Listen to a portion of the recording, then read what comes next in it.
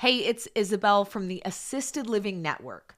Dementia comes from the Latin word demens, meaning out of your mind or mad. Celsius, a Roman encyclopedist, was the first person to make the correlation between aging symptoms and dementia. And he used the term dementious to describe the condition of someone showing symptoms of dementia. So when someone was deemed to have dementia, people literally thought that they were demon possessed or going mad or crazy. Now, that's crazy. In the United States right now, there are 76 million baby boomers. The number one dilemma for these baby boomers? Housing.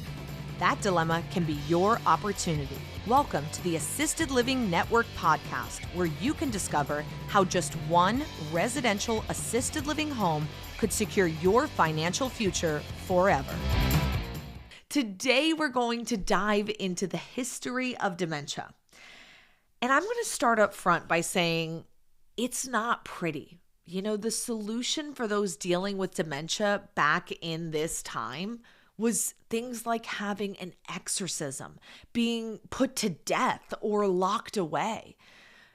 They really just didn't know what to do with them. And the lack of education, it came with some crazy solutions. In the 19th century, dementia became a more common diagnosis. The patients who were dealing with brain change were admitted to mental or lunatic asylums. Most people suffering with dementia were considered mad or cognitively impaired. And at this point, it was still not really associated with old age. They thought they were kind of separate issues. Admitting patients to these facilities was often to hide them away from society. They didn't want the crazy person to be out in the streets, but little did they know they weren't crazy. They were just having memory loss or brain change. Compared to other areas around the world, British asylums were actually one of the most humane. Patients could help with gardening, exercise, do arts and crafts, and sometimes even keep pets in the facilities. Pretty cool. Unfortunately, the practice of bleeding and vomiting as treatments were still practiced, and the scariest of them all being lobotomies and electrocution. Yikes. You know, I want to be mad at this treatment, but also you have to understand the lack of science, the lack of treatment options, and just lack of understanding of what was happening. A lot of medicine was using crazy things like this back in the day because they didn't know what was going on. So they're just testing however they think is fit. After many years of misconceptions, the 20th century was a big turnaround point. It all started in 1906 with the German physician Alois Alzheimer's, who made one of the biggest breakthroughs in understanding dementia, hence why we all know his last name. He actually inspected the brain of a deceased woman who had shown signs of aggression and paranoia.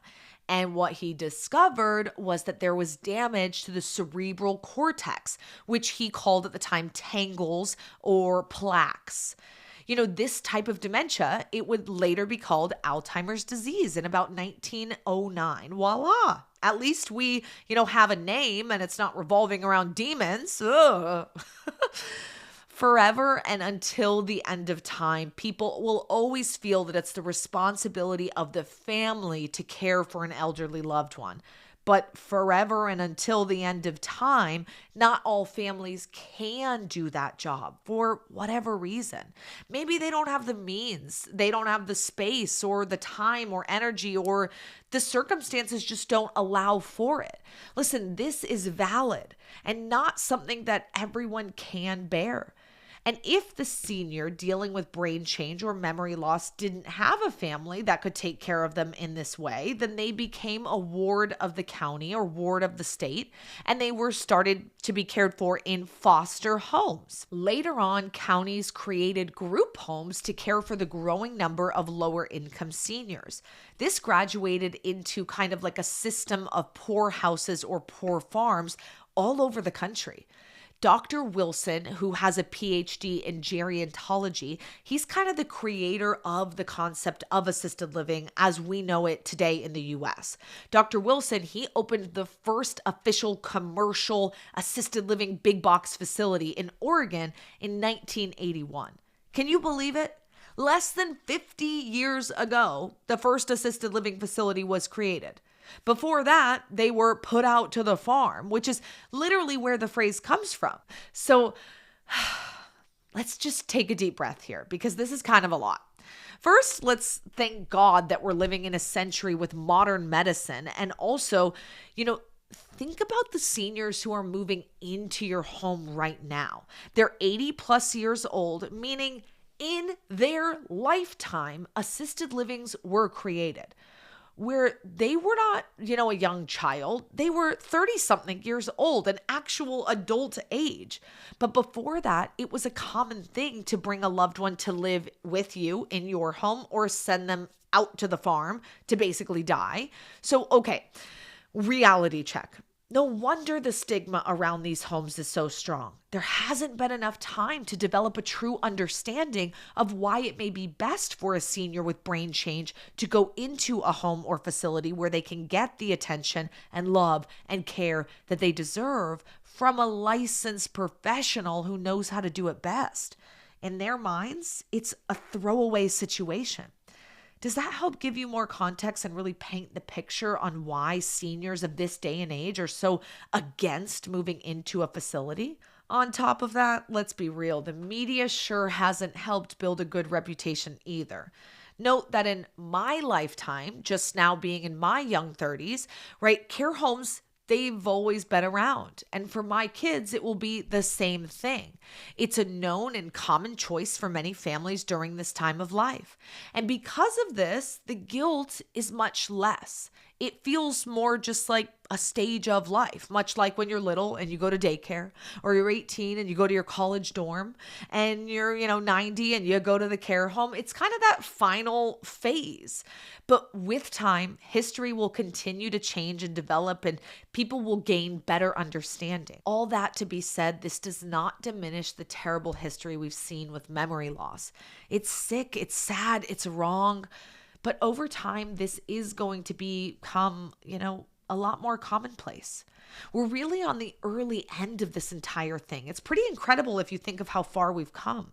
Hey, it's Isabel from the Assisted Living Network podcast, and we have an amazing event coming up this fall. It is the one and only Assisted Living Conference. If you are in this industry or looking to get in, you cannot miss this event.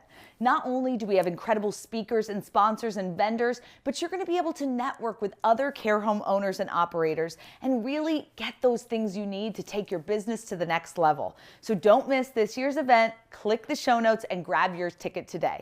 I'll see you at the Assisted Living Conference. Now, back to the show. In regards to the need for more care homes, consider that a challenge that developed by the middle of the 20th century was the length of disability that had increased significantly as the field of medicine improved, especially the development of penicillin. Now people are living longer. So it was no longer a few months that they needed help. Now the average is 3.5 years that someone needs help and support towards the end of life. So for those who were taking a loved one into their home, it's not a couple months, it's now a much bigger sacrifice. Additionally, more women began working outside of the home in World War II and even after that, which left fewer people at home to care for the children and the elderly. This led to the official creation of boarding homes for seniors, aka small mom and pop care homes that we now know as residential assisted living. Dr. Wilson, he can be thanked for the large big box facilities, but the smaller care homes, we may never really know who created and pioneered that because they're not typically marketed nationally or known broadly. They're a local resource for the local community. Funding, it's just barely starting to catch up for the need for the care of seniors with brain change. Medicare and Medicaid, they're not built to support 3.5 years of high levels of care and need. Private pay is really the best way to get quality care for your loved ones. Hopefully, in the next 50 years, with the coming silver tsunami of seniors, we'll see a massive change in the way that people can pay for their care, and we'll see care continue to become more elevated, and hopefully we'll see a turnaround in the quality of care in all facilities and homes across the country and world. I know this episode was a lot. It's deep, it's heartbreaking, but it should give you a full scope on what the seniors in your home know that maybe you don't know.